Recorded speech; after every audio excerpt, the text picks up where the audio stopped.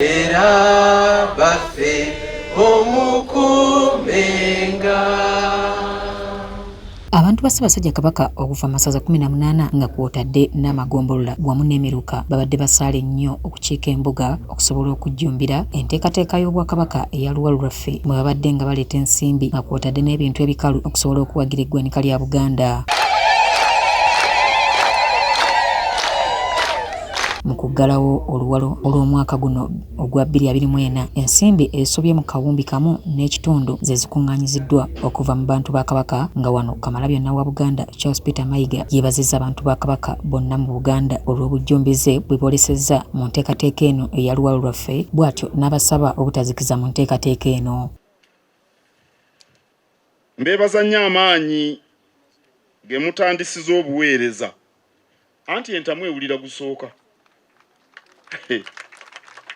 Bw'oba ofumba emmere n'ogayaalirira omuliro nga waakateeka k'entamu si kubayita okukulubala ndowooza bwe bakiyita oba kukona naye n'okukulubala emmere nejja nga tesobola kugonda. Omanyi mmwe abali wano temuliwo nnyo beebuddu bangi temubimanyi amatooke mukyagalina mwerira miwogo mwebale okutandikirawo era temukkiriza omuliro okuzikira. Temukkiriza muliro okuzikira. Katikkiro Mayiga era azzeemu okujjukiza abantu ba Kabaka okubeera obumu wamu n'okutambulira mu buufu bwa Ssaabasajja Kabaka awatali kuwabizibwa. Bwe tubeera obumu tewali ayinza kutuwangula oba nkaddemu. Bwe tubeera obumu tewali ayinza kutuwangula. Wano Katikkiro azzeemu n'ajjukiza abantu ba Kabaka obutassa mukono mu kulima emmwanyi, kino kibasobozese okwongera okukulaakulana.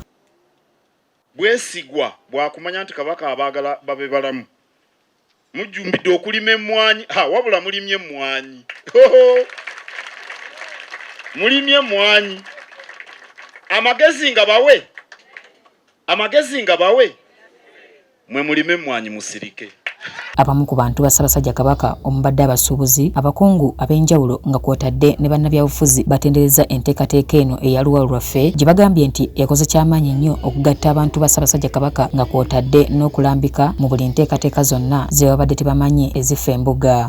Okutukwasa ekyaffe ekyo kirungi nnyo. Ekyokubiri kyenjagala bassebo ne banyabo tukanyeko ng'Abaganda n'amawanga amalala siina mutaana kubanga obeera n'eggwanga lyo lyagale naffe twagale eryaffe ate buli omu ayagalize munne eggwanga. Naye ng'ekisinga obukulu kiri kimu, nze nkimanyi bulungi nnyo nti tuwali muti guliko bibala birungi butakubwa nkonyogo. So abalowooza nti no Buganda erina ebizibu oba bagikuba enkonyogo oba bagyogerera bubi mu social media ebyo bibaamu kubanga Buganda bibala. Naye ate era mbategeeza nti ebibala ebibeera ku muti ojja bikuba obimaleko n'ebikola kumpi bigwe naye kasita tokuba mirandira.